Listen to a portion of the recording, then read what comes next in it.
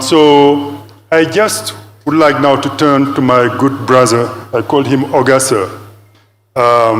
He's the only media owner I know in Africa who has a private jet and flies around with his private jet. Okay? So when I say Ogasa, I mean it. He's been with us. He's first an investor in All Africa, but also a supporter of everything All Africa has been doing. To me, he's been an older brother, a supporter, unconditional supporter. I bring to him in Niger, he said, let's do it. So I would invite him to share some perspectives with us. And as a co-chair of this gathering, give us also his closing remarks. And then Tendai would come and share some ideas. And I'll come back to say thank you to everybody. So, Ogasa, the floor is yours.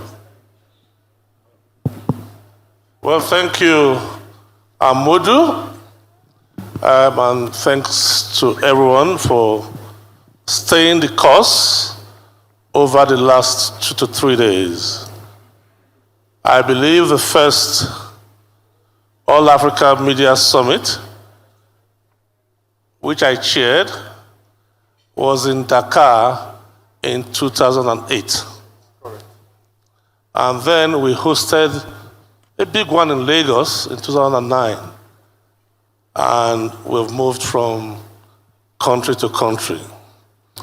So I can only urge you that the time for dialogue amongst media, the time to engage our leaders in good governance is now.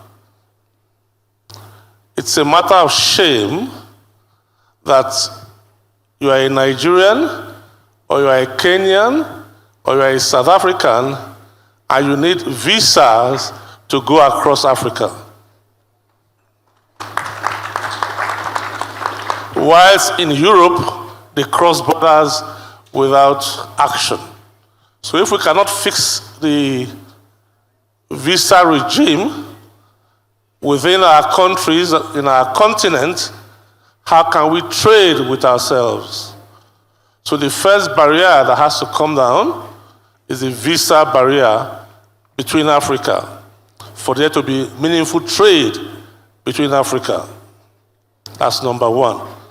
Number two, we have to build proper governance in Africa and encourage democracy across Africa.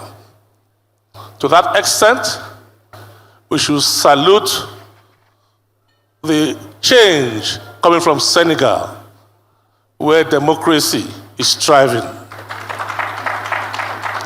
And we urge all the sit-tight leaders around Africa, it's time to retire. We need to build a new continent and make poverty an issue to be tackled. If we don't tackle poverty, we will not be able to build the governance structures we need to propel Africa. And we cannot really be expecting the world to fix our poverty problem. Our poverty problem has to come from home. It's a matter of shame that African leaders will take themselves, 21, 30, 40, or 50 of them, to go and sit with a prime minister in India, or a prime minister in Italy, or a president of China. It's a shame.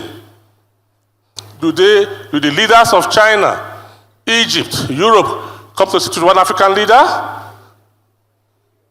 Our leaders must fix Africa and give us the dignity that we deserve.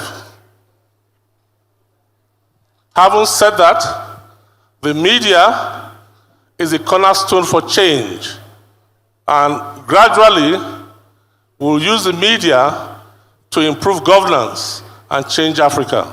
Thank you very much.